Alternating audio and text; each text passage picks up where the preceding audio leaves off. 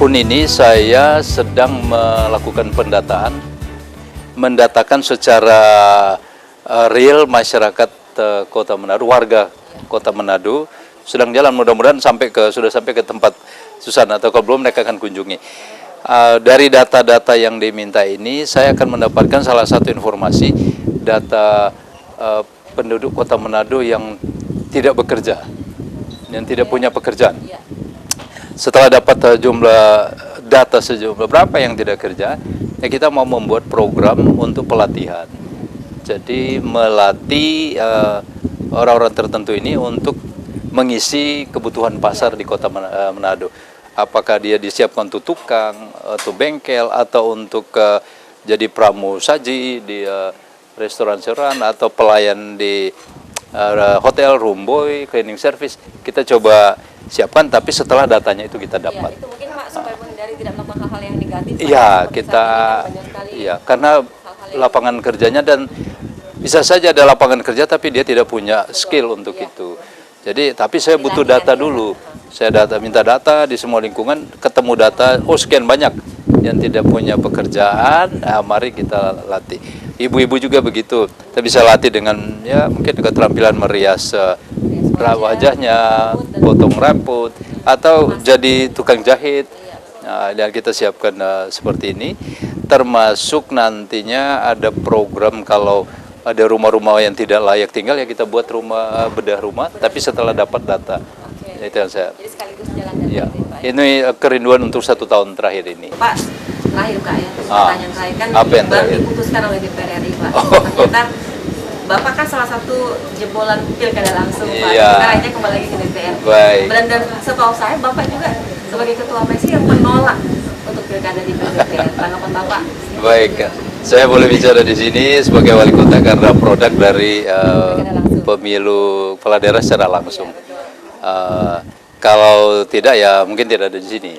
Tapi kemudian sekarang kelihatan harus balik lagi kan? Ya, ada mudik kembali. Tapi itulah dinamika yang ada di negara kita kan. Dan sebagai negara hukum, negara yang sedang mengembangkan juga demokrasi, ya kita mengikuti setiap perkembangan.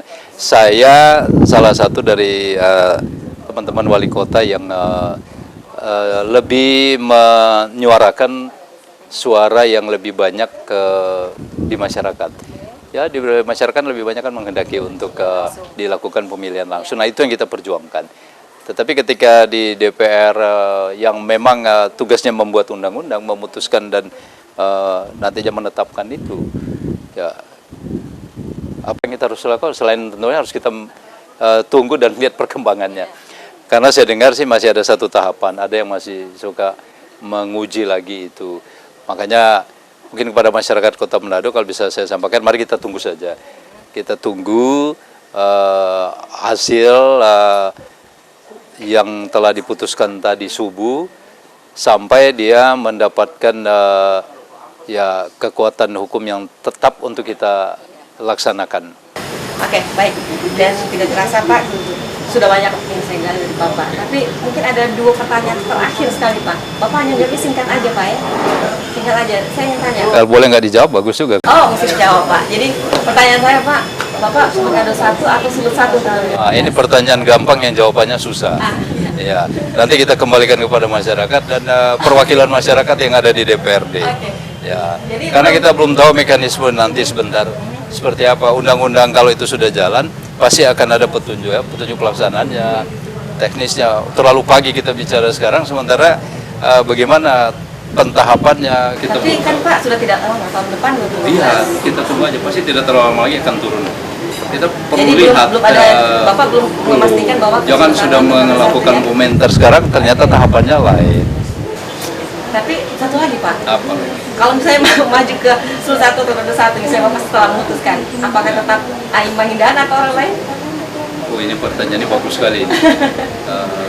Kalau di Manado kan tadi saya menjelaskan,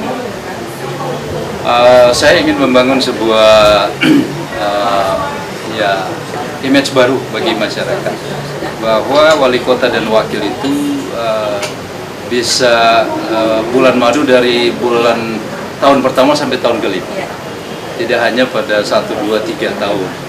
Nah, ketika itu bisa berjalan baik, ya, berjalan bagus sampai pada tahun kelima dan masyarakat menikmati hasilnya, kemudian masyarakat menghendaki, ya tentunya mengapa kita harus membongkar bangunan yang ada kalau. Oke. Tapi dengan sistem yang sekarang kembali ke DPRD, apakah itu Ya, betul. itu perlu, makanya teknisnya saya katakan kita perlu melihat Oke. perkembangan.